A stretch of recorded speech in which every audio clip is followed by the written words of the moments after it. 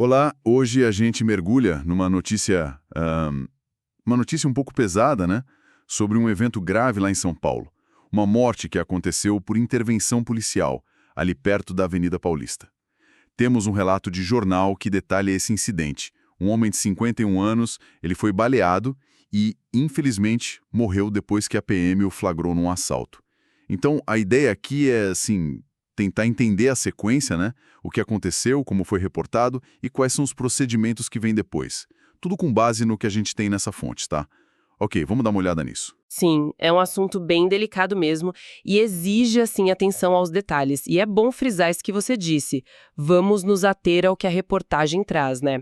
A própria classificação do caso que a notícia menciona, morte decorrente de intervenção policial, isso já puxa um protocolo bem específico. O interessante aqui é tentar montar esse quebra-cabeça, sabe? Com as informações que a gente tem. Como é que a coisa escalou e o que acontece depois formalmente? A investigação que começou. Certo, certo. Então vamos lá para o começo de tudo, segundo a notícia. Onde e quando foi isso? O relato fala da Alameda Jaú, ali nos Jardins, bem pertinho da Paulista. Era uma sexta-feira, dia 5, fim de tarde, né? Tipo umas 19 horas. E aí, nesse cenário, policiais militares estavam patrulhando e deram de cara com o roubo acontecendo.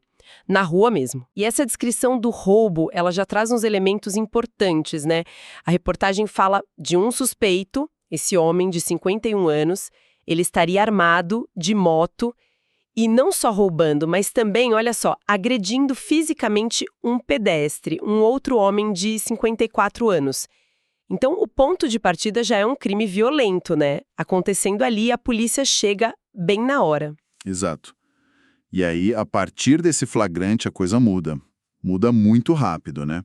A notícia diz que o suspeito, quando percebeu a viatura da PM chegando perto, tentou fugir. Esse momento é crucial na sequência, né? A tensão ali deve ter subido muito. Sem dúvida. A tentativa de fuga já complica tudo. Mas o ponto central mesmo, que a reportagem destaca, e ela cita uma nota da Secretaria de Segurança Pública, da SSP, é o que teria acontecido durante essa tentativa de abordagem. Segundo essa nota oficial, que a reportagem menciona, o suspeito mencionou sacar um revólver. É fundamental prestar atenção nesse verbo, mencionou, e que essa informação vem da SSP através da reportagem.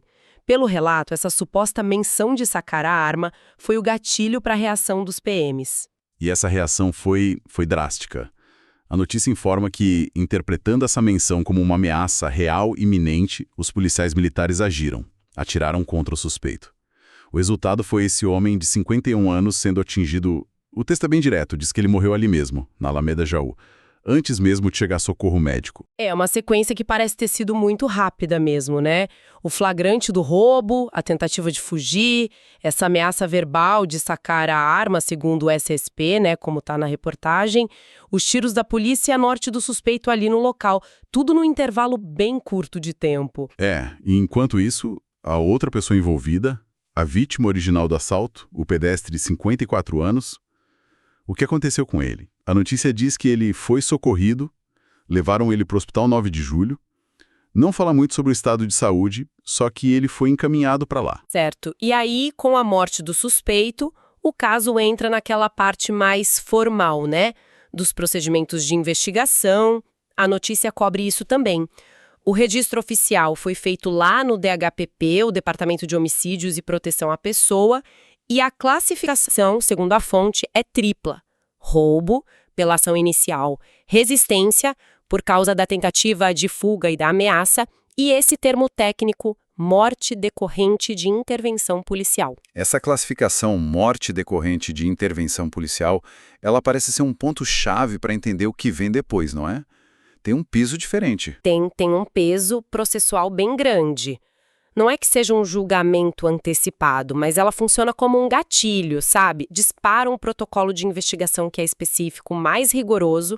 A ideia justamente é essa, é apurar se o uso da força que levou à morte foi legítimo, foi proporcional dentro daquela situação toda que foi relatada. E a notícia continua, detalhando esses primeiros passos da investigação, né? As armas foram apreendidas, tanto a que estaria com o suspeito quanto as armas dos policiais que atiraram. Isso é procedimento padrão, fundamental para a perícia poder trabalhar. E falando em perícia, a reportagem menciona que pediram exames para o Instituto de Criminalística, o IC, e para o IML, o Instituto Médico Legal. Fico pensando, né? Esses exames devem ser muito cruciais para tentar entender o que realmente aconteceu ali. O local do crime, onde cada um estava, a trajetória das balas, se as armas estavam funcionando, a moto. É um trabalho para reconstruir a dinâmica física mesmo, sabe? Já o IML examina o corpo para determinar a causa exata da morte, quantos tiros atingiram, a distância mais ou menos, enfim, dados biológicos. Esses laudos técnicos são a base material, né? A investigação vai usar isso para ver se bate com os relatos. Uma coisa que também me chamou a atenção na notícia é que diz que a própria polícia militar acompanha o caso internamente. Além da investigação da Polícia Civil, no DHPP, como é que funcionam essas duas frentes? Ah, sim. Isso é padrão nesse tipo de ocorrência. Tem a investigação criminal, que é feita pela Polícia Civil, nesse caso, o DHPP, que é especializado em homicídios, né? Essa investigação busca ver se houve crime, se foi homicídio, lesão corporal seguida de morte, ou se a ação dos policiais se encaixa em legítima defesa, estrito cumprimento do dever legal, essas coisas. E, ao mesmo tempo, em paralelo, a Polícia Militar abre um procedimento interno, geralmente um inquérito policial militar, o IPM.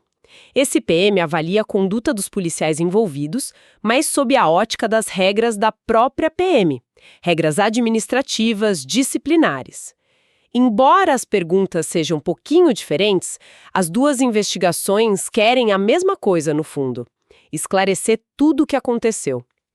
Se a gente junta tudo isso, percebe que existem mecanismos formais, né, para analisar a ação policial quando resulta em morte. Entendido.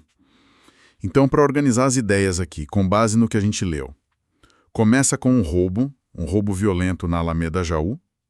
Aí uma patrulha da PM flagra. O suspeito, que estava armado e de moto, tenta fugir quando vê a polícia. Durante essa tentativa de abordagem, segundo a nota da SSP, que a reportagem cita, ele teria mencionado sacar um revólver. Os policiais reagem a essa ameaça que eles perceberam, atirando.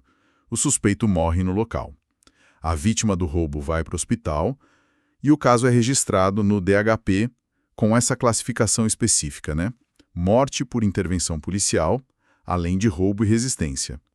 As armas vão para análise, pedem perícia para o IC e para o IML e começam duas investigações, uma civil, outra militar. Essa é a fotografia do evento e do que aconteceu logo depois, segundo a fonte. Exatamente, é isso. O que a gente tem é o relato inicial de um cenário bem complexo, né? E com um desfecho trágico. A classificação morte decorrente de intervenção policial, ela serve como ponto de partida para essa investigação mais a fundo. O objetivo principal dessa apuração toda vai ser verificar se o uso da força letal foi uma resposta necessária, foi proporcional à ameaça que se apresentou naquele momento específico. Tem que se considerar todo o contexto que foi descrito, o crime violento acontecendo, a tentativa de fuga e, principalmente, essa alegação de que o suspeito mencionou sacar a arma. E essa verificação depende muito dessas provas técnicas que você falou, né? Dos laudos do IC, do IML. Imagino que de outras coisas que a investigação consiga levantar também. Precisamente. A perícia balística, por exemplo. Quantos tiros, quem atirou, de que distância. A análise da cena pelo ICCRIM ajuda a posicionar todo mundo, a entender a sequência dos movimentos. O exame de necrópsia do IML dá detalhes sobre os ferimentos. Além disso, embora a notícia não entre nesse detalhe, é normal o DHPP procurar mais coisas. Câmera de segurança ali na Alameda Jaú, será que tinha? Alguma testemunha que viu alguma coisa?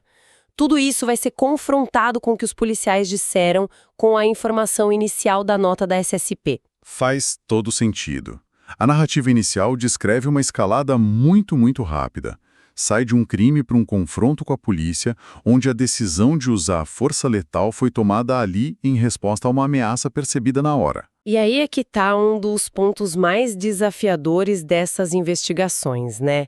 A alegação central, que, segundo o relato, justificou a ação, essa menção de sacar um revólver, é um elemento, de certa forma, subjetivo.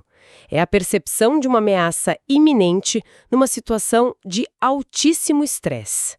A investigação vai ter o desafio de buscar elementos objetivos, coisas que possam confirmar ou não essa percepção. A perícia, na arma que foi apreendida com o suspeito, por exemplo, era uma arma de verdade? Tinha munição? Funcionava? Embora a percepção do risco no momento seja o critério legal principal, esses fatores objetivos depois podem influenciar a análise da proporcionalidade. Isso levanta uma questão importante, Como é que se analisa, depois que tudo passou, a legitimidade de decisões que foram tomadas em frações de segundo, com base em evidências coletadas friamente depois? Bem observado, bem observado. Então, para a gente fechar a nossa conversa de hoje, nós desdobramos as informações de uma notícia sobre esse caso de morte por intervenção policial lá nos Jardins, em São Paulo. Detalhamos a sequência que foi relatada: o assalto, o flagrante, a fuga, a suposta ameaça, os tiros e a morte. E também mapeamos os procedimentos de investigação que começaram: registro no DHPP, apreensão das armas, pedido de perícias. Exato. Cobrimos os fatos como eles foram apresentados na fonte, destacando a classificação oficial e os protocolos de investigação que são acionados nesses casos. Talvez assim, para deixar uma reflexão final, pensando nisso que a gente falou sobre buscar um entendimento completo das circunstâncias. A notícia foca muito na sequência direta do confronto e nos procedimentos imediatos, Mas pensando na complexidade dessas situações e no objetivo da investigação, que é esclarecer todos os fatores, que outros elementos que não estão nesse relato inicial, sei lá, talvez o histórico das pessoas envolvidas, o contexto específico daquela noite, naquela região, a comunicação exata durante a abordagem, ou até fatores psicológicos da situação de estresse, que elementos desse poderiam ser decisivos para a investigação conseguir, de fato, pintar um quadro completo, fiel, do que realmente aconteceu naquela noite na Alameda Jaú? Isso só reforça que a primeira notícia é sempre um ponto de partida, Nunca é a história inteira.